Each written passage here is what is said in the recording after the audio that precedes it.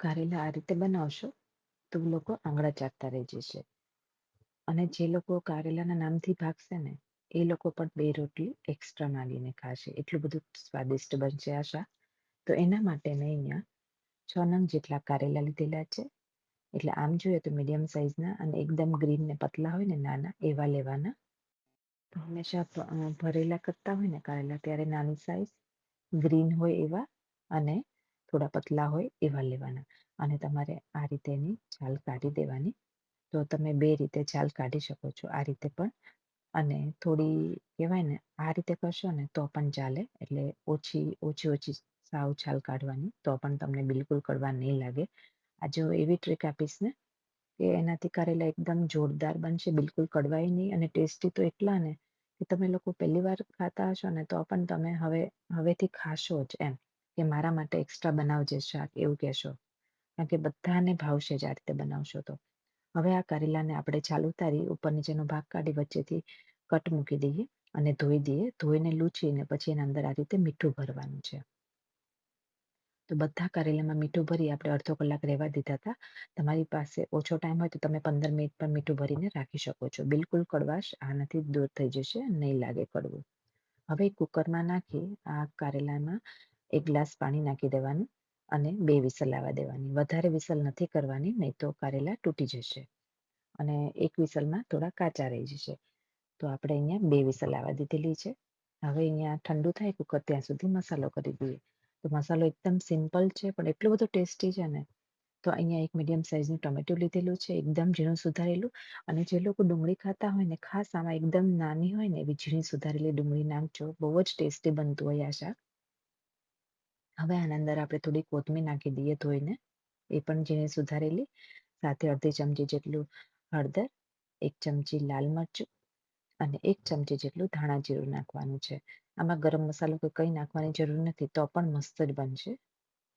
અને અહીંયા આપણે દેશી ગોળ એડ કરવાનો છે 2 ચમચી જેટલો. અહીંયા જે લોકોને ના ફાવતો હોય એ સ્કીપ કરી શકે છે. પણ આ શાકમાં તમે નાખશો ને ગળપણ ખટાશ તો વધારે સરસ લાગતું હોય છે.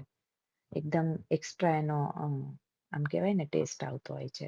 તો અહીંયા આપણે 2 ચમચી જેટલો ગોળ લીધેલો છે, અડધા લીંબુનો રસ નાખેલો છે. આનાથી કડવું બિલકુલ લાગશે નહીં અને આ જે મસાલાનો ટેસ્ટ છે ને બહુ જ મસ્ત લાગશે. હવે 2 ચમચી જેટલું તેલ નાખી દઈએ અને અહીંયાનો ટેસ્ટ વધારશે આ સેવ. તો અહીંયા આપણે અડધો કપ જેટલી સેવ લીધેલી છે. પણ સેવ નાખતા પહેલા આપણે પહેલા બધો મસાલાને મિક્સ કરી દઈએ, નહીં તો સેવ તૂટી જશે પહેલા નાખી દઈશું ને તો. આની અંદર આપણે મીઠું થોડું જ નાખવાનું છે. અત્યારે એડ કરી દઈએ કારણ કે આપણે મીઠાવાળા કારેલા કરેલા જ છે. વધારે મીઠું નાખીને બાફેલા છે. એટલે કડવાશ એ દૂર થઈ જશે અને મીઠાનું પ્રમાણ કારેલામાં રહેશે. એટલે થોડું મસાલા પૂરતું આપણે એડ કરી દઈએ મીઠું. મસાલો એકદમ સરસ રીતે મિક્સ થઈ જાય ને પછી થોડી કરી અને સેવ નાખી દઈએ અડધો કપ જેટલી. મારા ઘરે વર્ષોથી મમ્મીને એ લોકો બનાવે છે અને એમ કહેવાય ને હું પણ નહોતી ખાતી. પણ નાની હતી ને ત્યારે મમ્મી આ રીતે બનાવતા ને તો એનો મસાલો હું ખાતી, કારેલું નહોતી ખાતી. પણ હવે તો કારેલું એ ખાવા માંડી છું. એટલું બધું મસ્ત લાગે છે. તો જો તમે આ રીતે ના બનાવતા હોય ને તો એકવાર આ રેસીપી જરૂરથી ટ્રાય કરજો. તમને બધાને બહુ જ ભાવશે અને તમને એક્સ્ટ્રા મસાલો જોતો હોય તો થોડો વધારે બનાવજો શાકની અંદર નાખવા માટે. અહીંયા આપણું કુકર એ ઠંડુ થઈ ગયું છે. તો આપણે એને કાઢી લઈએ એક ચાળણીમાં અને ઉપરથી પાણી નાખી દઈએ ઠંડુ એટલે થોડું ઠંડુ થઈ જાય કારેલા એમ. હવે એનું બી કેવી રીતે કાઢવાનું તો એકદમ પેલા નીચે વહી દેવાના કારેલાને આ રીતે મુઠ્ઠીથી અને ચમચીની મદદથી પાછળના ભાગથી આ રીતે કરશો ને તો ધીરે ધીરે રહી બધા જ બી નીકળી જશે ઇઝીલી અને ભરવામાં સારું રહેશે આપણને.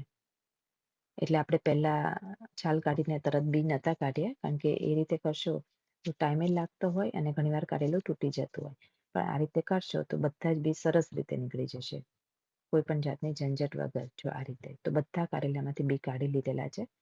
હવે લાસ્ટમાં મસાલામાં આપણે થોડા કાજુ એડ કરી દઈએ.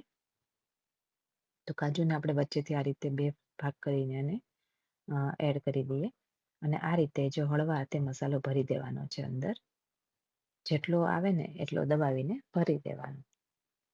તો આ રીતે બધા જ કારેલા આપણે ભરી દીધેલા છે. આ શાક બનાવવામાં એકદમ ઈઝી જ છે અને ઘરમાં રહેલા મસાલામાંથી જ બનશે.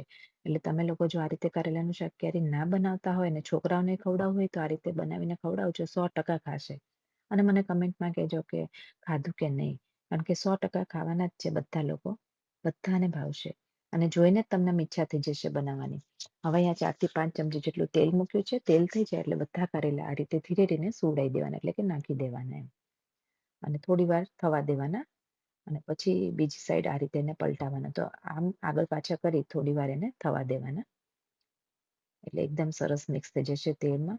અને તેલમાં છે ને થોડા આમ ફ્રાય થઈ જાય ને એવું થઈ જશે. એટલે વધારે સરસ લાગતા હોય છે. અને થોડું થઈ જાય ને એટલે ઉપરથી મસાલો નાખી દેવાનો અને થોડું અડધા ગ્લાસ જેટલું ગરમ પાણી નાખ્યું છે.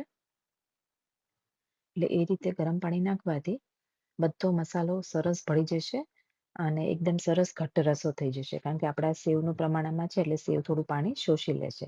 હવે આને ઢાંકીને 2 મિનિટ માટે જ મેં રાખ્યું હતું. અને જો 2 મિનિટ પછી હળવા હાથે જ આને આ રીતે કરવાનું. નહીંતર કારેલા તૂટી જતા હોય છે. એટલે આખા રહે એ રીતે હળવા હાથે કરવાનું. ઉપરથી કોથમીર અને થોડી સેવ નાખજો એટલે મસ્ત મજાનું ભરેલા કારેલાનું શાક બનીને રેડી થઈ ગયું છે. જો તમે લોકોને જેને ભાવતું હોય એ કમેન્ટમાં જરૂરથી મને કહેજો અને કોણ બનાવે છે એ પણ મને કમેન્ટમાં જરૂરથી કહેજો.